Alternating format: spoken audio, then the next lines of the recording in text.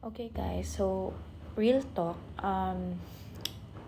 maraming nagsasabi na mahirap ang interviews, which is true naman talaga, no? Mahirap talaga ang interviews kapag, number one, hindi ka nag-research kung ano yung kumpanya or organization na pinapasukan mo.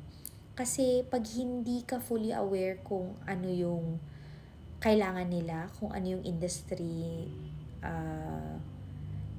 nila, ano ba sila, advertising company ba sila, PR company ba sila, so services na cleaning services ba, so yung mga tipong ganun, pag wala kang proper information regarding sa organization or company na gusto mong applyan, ano yung kinukuha nila ng mga tao, culture, ano yung environment ng company.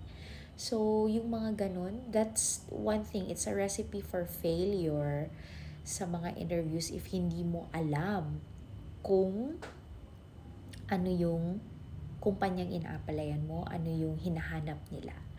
Number two, hindi ka well prepared when it comes to your resume.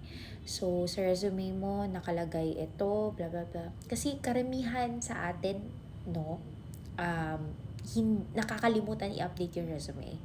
So, may mga detalye doon na tatanungin talaga ng mga interviewer or client na okay, for this year, dito ka nagtrabaho sa kumpanyang ito, so ano mga ginawa mo. So, may mga clients or interviewers or recruiters or HR manager or whatever sino ang nag-interview sa'yo na very detailed or very very tawag dito, very valuable sa kanila yung timeline ng pagtatrabaho mo. For example, sinabi mo na ilang years ka ng VA, so ganun. Kailangan nilang maintindihan kung saan kang mga kumpanya nagtrabaho, and then also they ask for references, emails, or information na pwede nilang makontak yung previous companies mo. And also, one thing then is kapag natapos na yung interview process, may mga tanong din si interviewer sa'yo. Like, one basic question is, do you have questions for me? Or do you want to know anything about the company, the environment, and all that? So, anything under the sun na pwede mong itanong related to the job position, yung opening nila, and also the entirety of the company. Ang karamihan sa mga virtual assistants or aspiring virtual assistants or nag-a-apply doon sa certain position na yun, none so far, or I don't have any questions, and then natatapos lang yung interview sa ganun.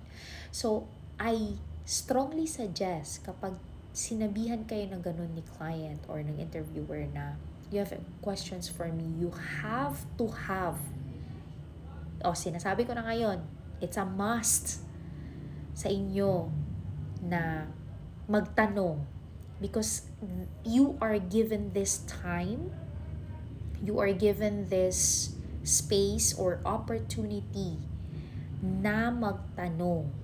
So, regarding the culture, or for example, bakit ba umalis yung last VA mo, or ano bang salary expectation na pwede nilang i-offer sa'yo, or mga ganun, okay ba sila sa rate mo, mga ganun.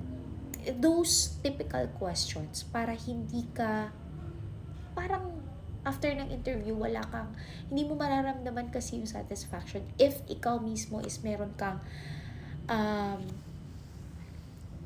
things na gusto mong ilabas dyan, gusto mong tanungin doon sa interviewer. So, I think, simple tips lang yun, very basic. sa mga interviews na need mo lang talagang maging prepared, and also nag-a-add kasi yun ng confidence. Nakikita yung confidence ng isang um, nag-a-apply for that particular job. But anyway, that's it. Siguro just keep those in mind. Bye.